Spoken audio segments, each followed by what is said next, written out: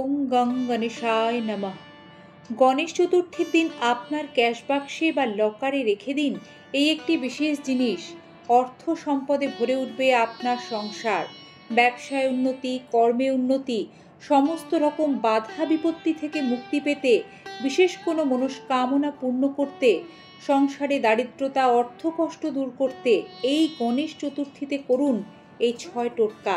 কাজ হবে এক নিমেষেই বিঘ্নহর্তা ভগবান শ্রী গণেশজির আশীর্বাদে। শাস্ত্রবিধিসম্মত এই 6 টোটকা পালন করতে আপনাদের জানতে হবে চলতি বছরে গণেশ পূজার পূর্ণাঙ্গ সময়সূচি, পূজার শুভ মুহূর্ত, আর যা আমরা এই পর্বেই আপনাদের সুবিধার জন্য লিখিত প্রদান করতে চলেছি।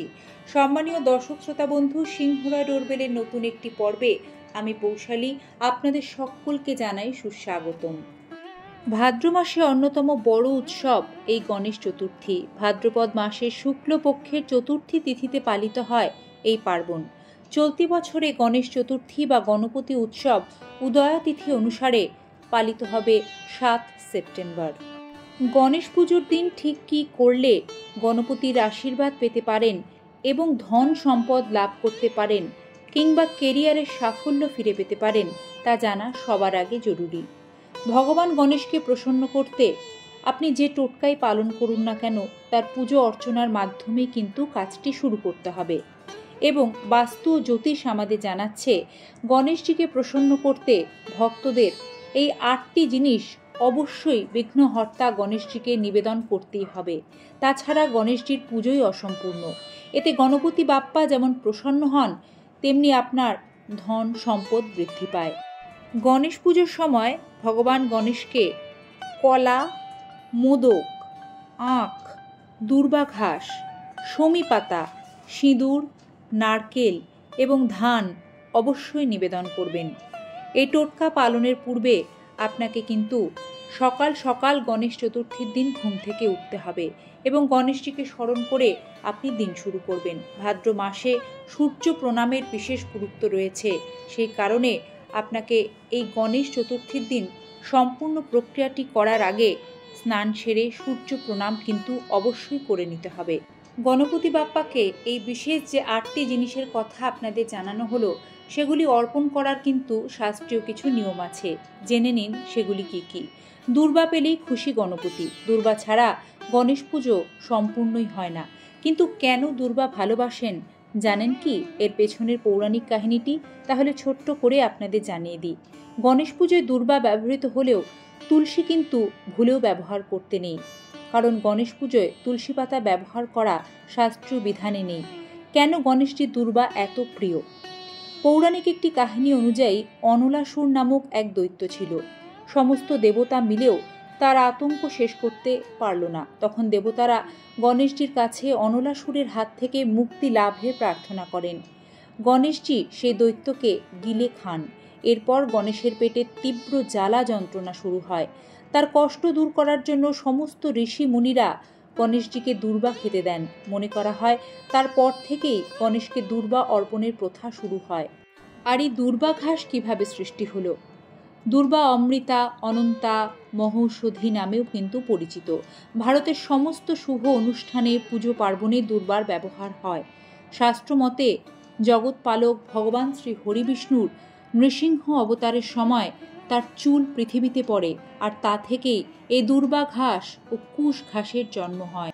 গণেশ চতুর্থী থেকে অনন্ত চতুর্থী পর্যন্ত গণেশের পুজোকে শ্রেষ্ঠ পুজো বলে মনে করা হয়। জ্যোতিষশাস্ত্র অনুসারে গণেশ পুজোর চেয়ে আর কোনো শুভ কাজ হয় না। জীবনের সমস্ত সংকট থেকে মুক্তি পেতে ও ঘরে সুখ সমৃদ্ধি ফেরাতে গণেশ বন্দনা করে থাকেন ভক্তরা। গণেশ চতুর্থীতে যে কোনো টোটকা পালন করতে গেলে আপনাকে গণেশজির অভিষেক কিন্তু করতে হবে। এটা বাধ্যতামূলক। অভিষেক করার পর অবশ্যই গণপতি অথর্ব শীর্ষ পাঠ করা উচিত। জ্যোতিষশাস্ত্র মতে গণেশ পুজোর সাথে বা এই গণেশ চতুর্থীর সাথে 21 সংখ্যার একটি বিশেষ যোগ ও গুরুত্ব রয়েছে। গণেশ চতুর্থীর দিন গণেশ যন্ত্র স্থাপন করা অত্যন্ত শুভ, আর তাতে বিশেষ ফল পাওয়া যায়। গণেশ যন্ত্রকে অত্যন্ত শুভ বলে মনে করা হয়। এই যন্ত্র ঠাকুর ঘরে স্থাপন করা হলে অর্থ কষ্ট দূর হয়, ঘরের সমস্ত নেগেটিভ শক্তি দূর হয়ে আসে পজিটিভ শক্তি। জ্যোতিষশাস্ত্র মতে গণেশ চতুর্থীর দিন হাতিকে যদি সবুজ ও তাজা ঘাসপাতা খাওয়াতে পারেন, তাহলে এই টোটকায় জীবনের সমস্ত সংকট দূর হয়ে যায়। কারো যদি রাহুর দশা মহাদশা থাকে, তাকে অবশ্যই গণেশজির এই পুজো করতেই হবে। জ্যোতিষশাস্ত্রে উল্লেখ রয়েছে, আর্থিক সমস্যা দেখা দিলে গণেশ চতুর্থীর দিন গণেশজিকে অভিষেক করানোর পর খাঁটি ঘি ও গুড় নিবেদন করতে পারেন। এরপর সেই নিবেদন করা খাবার কোনো গরুকে খাওয়াতে পারেন। এই টোটকায় আর্থিক সমস্ত সমস্যা কেটে যায়। গণেশজিকে তুষ্ট করতে সুস্বাদু খাবার নিবেদন করতে পারেন। দাম্পত্য জীবনে দীর্ঘদিনের সমস্যা চলতে থাকলে পারিবারিক অশান্তি দূর করতে এই গণেশ চতুর্থীর দিন উপবাস পালন করে গণেশজিকে মালপোয়া নিবেদন করলে বলা হয় এই সমস্যা দূর হয়ে যায়। বারবার যাদের বিবাহে বাধা আসে, তারাও কিন্তু এই টোটকাটি পালন করতে পারেন। এছাড়া গণেশ চতুর্থীর দিন গণেশজিকে হলুদ মিষ্টি নিবেদন করলে শাস্ত্র জানায় তিনি অত্যন্ত প্রসন্ন হন এবং গণেশজির আশীর্বাদে সংসারে আর্থিক উন্নতি হয়। গণেশজির পুজোয় কুমকুম বা সিঁদুর রাখার রীতি রয়েছে। এর তিলকে অন্তর্দৃষ্টি জাগ্রত হয়, একজন ব্যক্তির দূরদর্শিতা বৃদ্ধি পায়, ফলে শত্রুকে চিনতে ভুল হয় না বলে মনে করা হয়। সেই কারণে এই গণেশ চতুর্থীর দিন গণেশজিকে সিঁদুর চন্দনের টিকা অবশ্যই দেবেন। এতে মানসিক শান্তি আসে, সংসারে শান্তি আসে।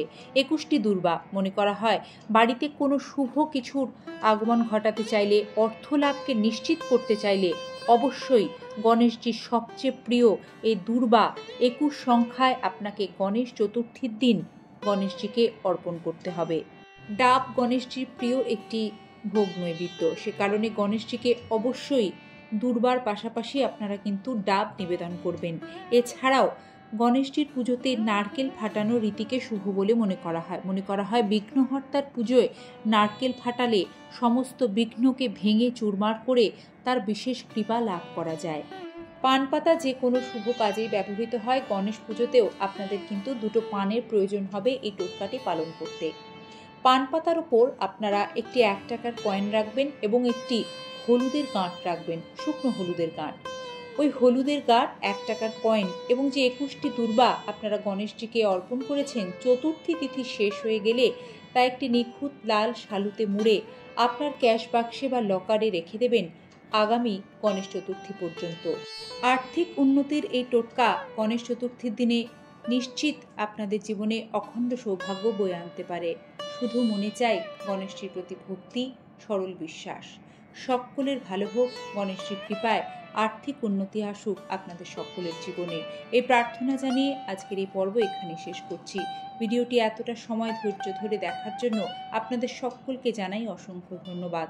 গণপতি বাপ্পা মোরিয়া, মঙ্গল মূর্তি মোরিয়া।